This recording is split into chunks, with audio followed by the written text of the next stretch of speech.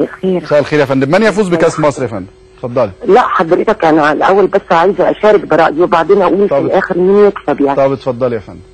انا بس عايزه اقول لحضرتك يا استاذ فيصل. ايوه. حضرتك شويه اهلاوي شويه باين قوي واضح على الشاشه. ده من وجهه نظر حضرتك. ده من وجهه نظر حضرتك. في زملكاويه بيقولوا لي انت زملكاوي. لا ما انا هسمع حضرتك بس يا ريت حضرتك دي مداخله مني فانا اتكلم وبعد كده حضرتك عقب زي ما انت عايز. هو باين جدا على الشاشه. ايوه. حضرتك على طول بتدافع عن النادي الاهلي، بتدافع عن مستر جوزيه جامد جدا وبتقول اصل في ناس استفزته. حضرتك السنه اللي فاتت كابتن حسام حسن مش برضه كان هو كمان رد فعل؟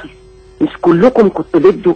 كلكم كنتوا على الكلمه مع ان مستر بعد اذن حضرتك طب اسمعك قبل كده قلع هدومه في الاستاد.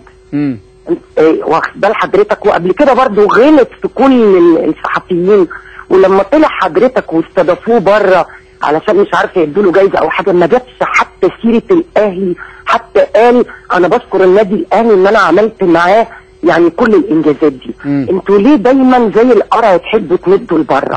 معلش يا ريت حضرتك ما تقطعش عليا. لا مش هقطع عليك. ليه حضرتكم دايما يعني برضه هاجمتوا كابتن حسن شحاته قبل كده وقلتوا وهاجمتوا كابتن حسام حسن، كل ده عشان كانوا بيدربوا الزمالك وعشان برضه كابتن حسن شحاته زملكاوي. طب ممكن بقى يعني ممكن ده مصطفى محمود مستر جوزيه اللي كنتوا عايزين تعملوه له. ممكن بس اسال طب اسال سؤال صغير وتعملوا له. اسال سؤال صغير يا فندم. اسال سؤال صغير وهتكملي حضرتك. اتفضل حضرتك. انتوا هاجمتوا انتوا مين؟ انتوا اعلام كامل حضرتك الاعلام يا فندم. انا ماليش دعوه دلوقتي باهلي او زمالك. كلنا كاعلام يعني بجد يا كابتن فيصل الحاجات اللي بتحصل دي المساواه في الظلم عدل. لازم يبقى فيه عدل في كل حاجه زي ما بتطالبوا اتحاد الكوره يا كابتن فيصل يبقى محايد ويبقى مع كل الانديه واسفه يزود عقابه على الزمالك. انا زملكاويه يدي عقابه على الزمالك لو الزمالك غلط، والاهلي قبل ما يدي للانديه الصغيره. انتوا كمان تكونوا محايدين يا جماعه، لازم انتوا كمان تكونوا محايدين، انما انتوا كده اللي بتعملوا التعصب الجماهيري.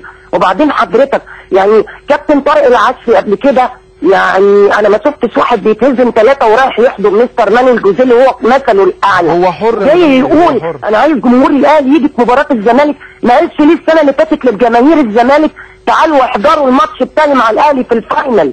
وبعدين معلش انا بقى بقول لحضرتك لا، المعلم هيعلم في الدوري المصري وهيعلم كل المدربين اللي موجودين في مصر بما فيهم مستر جوزيه لان هو مصنف عالمي. مستر جوزيه مش مصنف عالمي والاهلي اللي عمله. اشكرك شكرا جزيلا. بعد كده لما تتكلموا عن الزمالك اتكلموا عن الزمالك كويس جدا وعن جماهيره كويس جدا. وعلى فكره انا كنت بدافع عن التراس الاهلي، بس فعلا الاهلي السنه اللي فاتت في ماتش المقصه انا كنت في الاستاد في المقصوره وفعلا كانوا بيشتموا في حسام حسن. لا لا لا لا لا لا لا لا لا انا كنت موجوده. انا اسف انا هنا هرد حضرتك متحيز جدا جدا جدا. خلاص اوكي. وقناتك متحيزه جدا للنادي الاهلي. واسفه ان انا بكلمك ومش هتكلم تاني. طب شكرا جزيلا يا مدام ليلى، اشكرك شكرا جزيلا. الحقيقه هي شكلها اهلاويه قوي عشان كده متضايقه ان انا بدافع عن جوزيه. انا ما دافعش